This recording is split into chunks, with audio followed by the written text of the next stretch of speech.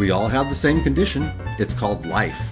For me, it means being a gay man and an addict in recovery, and sometimes a drag queen, and dealing with aging and sex, and being a friend, and finding happiness, and doing it all while living with HIV for the last 25 years. This much I've learned. Life definitely has side effects. I'm Mark S. King, and this is my fabulous disease. Hi, welcome. We're at the Gay Men's Health Summit here in Fort Lauderdale. And today I'm going to go to two different workshops. I'm going to go to one on condom usage among men who are hooking up, meaning, fast anonymous sex. And I'm also going to hear a demonstration from a project that is working on developing safer sex techniques for gay men that includes condoms. And then thirdly, we're going to have an interview with Tony Valenzuela. And Tony is an activist, a longtime activist involved with gay men, and also became very famous for riding a certain horse a certain way on the cover of POZ Magazine about 15 years ago. So it'll be an interesting day. We should get started. I just had a really interesting workshop here on condom usage and gay men. I'm here with Middle, that's his nickname. You have been positive for a long time. Right. And throughout your experience, you have always used condoms consistently. For anal sex, right. For anal sex. With a handful of exceptions. Right, but a handful over the course of your long and storied sexual career. That's exactly right. Now, what I find interesting about that is here you have a workshop on condoms. Of all the men in the workshop, all of us were talking about ways in which we didn't use condoms. You did not have a crowd here of men who were condom fans. I put out a call asking for people who do use condoms for casual sex, and I didn't get many, if any. It's almost as if we're post-condom for gay men. Is there so much fatigue that now it's a matter of simple risk reduction as opposed to believing anyone is still out there using condoms, like you are? I think that's interesting, and I think I get that feeling and that it appears like that, but I don't know if we have the facts about that, because I think there are people out there who do use condoms, and it's interesting to wonder whether there's a selection bias, either because we're talking about hooking up, and so maybe people who are drawn to hooking up or casual sex are post-condoms, or maybe it's because of our age range, or because we're both HIV positive, and a lot of the people that were drawn to this workshop were HIV positive. So I don't think we know enough about that. And you feel as if you are kind of doubly stigmatized. You are stigmatized by both the negative community and the positive community. Negative folks are often not interested in me because I disclose my HIV positive status. The positive guys are only interested in having unprotected anal sex, and so they will completely dismiss me as a potential sex partner, even though there's other things that we could do, even though that there are options for dealing with that are sort of moderate. It's just not an option for them, and that's their choice, and I want to respect it, but I still feel stigmatized. Where does that leave you exactly? It makes it a lot of work. It makes it very frustrating. It makes me question my values. That's called old-fashioned peer pressure that I've sustained for decades, but maybe I'll wear down. You talked about the fact that your choice about using condoms consistently is about community for you.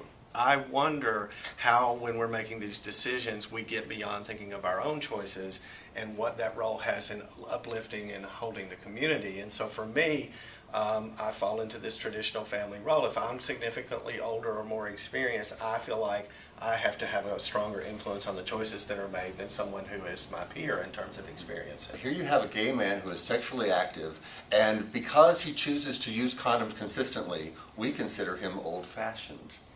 Isn't that strange? I want to thank you so much for doing this workshop. You did a terrific job. You're welcome.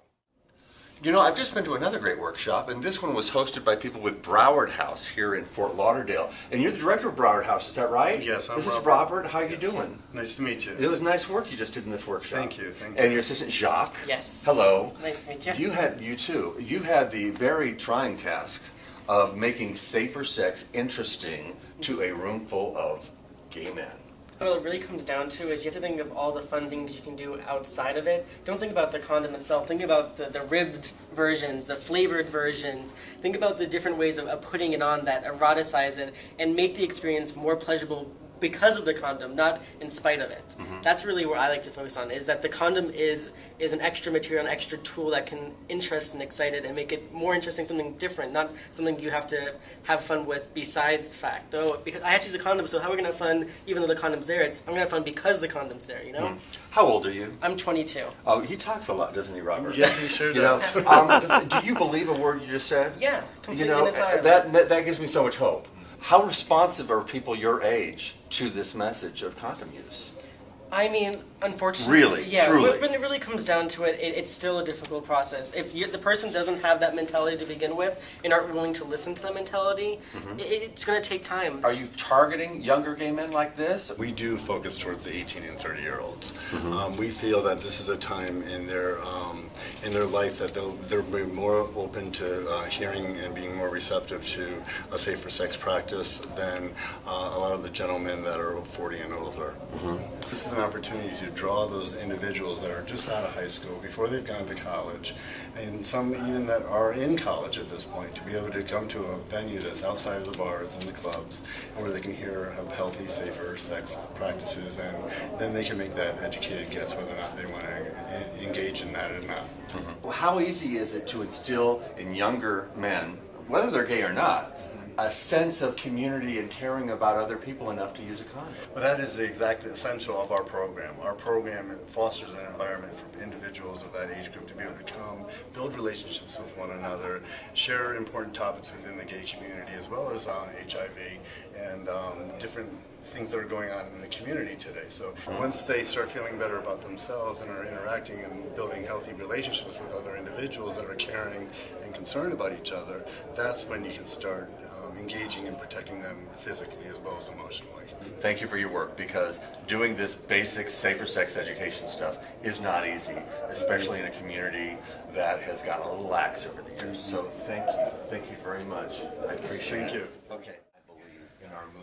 Tony Valenzuela became the poster boy for barebacking when he appeared on this cover of POZ Magazine and spoke honestly about his sexual experiences.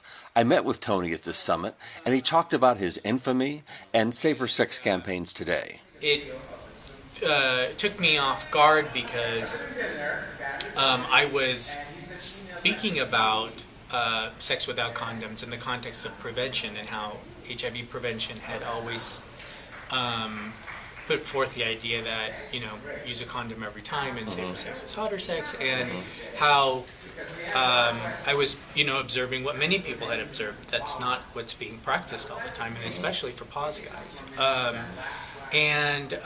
But I took it a step further. I spoke very personally about what it felt like, and that it was a powerful feeling not using condoms with a partner. My reaction was one of gratitude that somebody was speaking out loud about things that I was not sure how to express. It, I think, was the beginning of a conversation that was also honest and positive about gay men and pleasure.